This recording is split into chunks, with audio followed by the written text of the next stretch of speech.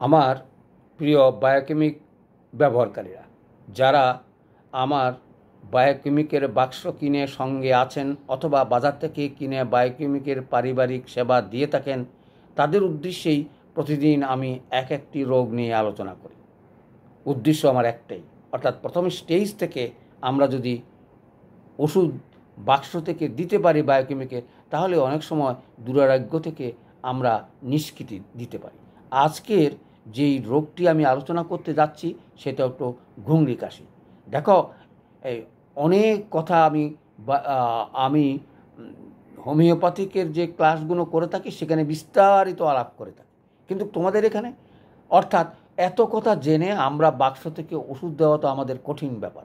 তাই রোগটার নাম জানি আর না জানি, অথবা ঘুংরি কাশি বুঝি কি বুঝি না, আমাদের ওষুধগুলো আমাদের দুই একটা লক্ষণের ভিত্তিতে আমরা ওষুধগুলো প্রয়োগ করতে পারি। তাহলে কাশিটা কীরকম? দেখো, ঘুংরি কাশি কইতে না কইতেই নিঃশ্বাস বন্ধ হয়ে যেতে পারে, অর্থাৎ এমনভাবে চাপি ধরে বুকে কাশতে কাশতে তার গলার শব্দ কুকুরের মতন অথবা ঠং ঠং কাশির মতন আওয়াজ হয়। গলায় এরকম যদি আওয়াজ হয় এবং এটা যদি শ্বাসরুদ্ধকর অবস্থা হয় এবং কাশতে কাশতে রোগী যদি কাহিল হয়ে পড়ে, তাহলে আমরা বুঝবো এটা ঘুংরি কাশি।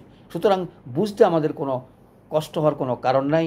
আর মুখ হা করলেই আমরা বুঝতে পারবো যে সাদা পর্দা পড়েছে। দেখো, সাদা পর্দা দুইটা রোগে হয়ে থাকে, ডিপথেরিয়া তো হয়ে থাকে, ঘুংরি কাশি তো হয়ে থাকে।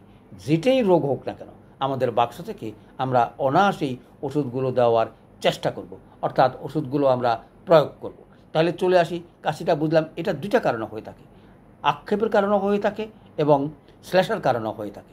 আক্ষেপের কারণ হলেই রোগটা একটু কঠিন থেকে কঠিনতর হয়, কিন্তু শ্লেষা যদি থাকে তাহলে অনেক সময় ভালো হয়ে যেতে পারে। আর তোমাদের প্রথম থেকে যদি বুঝতে পারো, তাহলে ফেরাম্পথার ক্যালিমিউর একসাথে আমরা দিয়ে শুরু করতে পারি। তাহলে আমরা বুঝিয়ে গেলাম, যেমন জিহ্বা সাদা, পর্দা সাদা, সব কিছু সাদার উপরে ক্যালিমিউরের কাজ যথেষ্ট।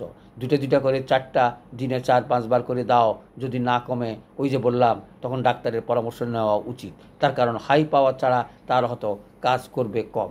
অর্থাৎ তুমি 2-1 বার দিয়েই দেখবে। আর গলা যদি দেখো সাদা হয়ে গেছে, মুখে থেকে পচা গন্ধ বেরোচ্ছে, এটা ডিপথেরিয়া কি ঘুংরি কাশি তুমি বুঝতে পারছো না, তাহলে ডাক্তারের পরামর্শ নেওয়া উচিত। এবং সেখানেই ওষুধগুলো তোমাদের বাক্সের বাহিরেও অনেক সময় পাওয়ারফুল ওষুধের প্রয়োজন হয়, কারণ এটা একটু কঠিন রোগ। এটা বলতে না বলতেই এটা শিশুর মৃত্যু ঘটাতে পারে। সেই কারণে আমি বলবো, এটা 2-1 বার দিয়েই বুঝতে যদি পারো গলায় তার এরকম অবস্থা, তাহলে তোমরা ডাক্তারের পরামর্শ নেওয়ার চেষ্টা করবে। কারণ বাক্স থেকে অনেক সময় ওষুধগুলো দিয়ে হয়তো তাড়াতাড়ি কাজ করতে পারবে না। ফেরাম্পস বা ক্যালিমিউ তুমি ঘনমাত্রা দিতে পারো, তারপরে যে ওষুধটা আসে সে ক্যালকেরিয়াসাল আমাদের বাক্সে হয়তো এটা নাই। সুতরাং সে কারণে আমরা আর চেষ্টা করবো না। তারপর আসতে পারে কি কেপি, তাহলে তোমরা ক্যালিফস, তাইলে এই ক্যালিফসের সঙ্গে ক্যালিমিউর মিশিয়েও তোমরা আধা ঘন্টা বা 2 ঘন্টা পর পর দিয়ে চেষ্টা করবে। না হলেই অর্থাৎ 6 ঘন্টার ভিতরে তুমি যদি কাজ বুঝতে না পারো ভালোর দিকে, তাহলে তুমি ডাক্তারের পরামর্শ নেওয়া উচিত বলে আমি মনে করি, কারণ রোগটা খুব কঠিন। তবুও আমি বলবো এটা সচরাচর এখন আমাদের দেশে দেখা যায় না বললেই চলে। তাহলে চলে আসি আজকের এই ক্ষুদ্র আলোচনা, অর্থাৎ ঘুংরি কাশি সম্বন্ধে। আর আমাদের কিছু বলার নাই, কারণ ঘুংরি কাশি গলায় ব্যথাও থাকে, ফেরিংস ডিপথেরিয়াতেও ব্যথা থাকে। তবে ডিপথেরিয়াতে সাদা পর্দা পরে অনেক সময় জ্বর থাকে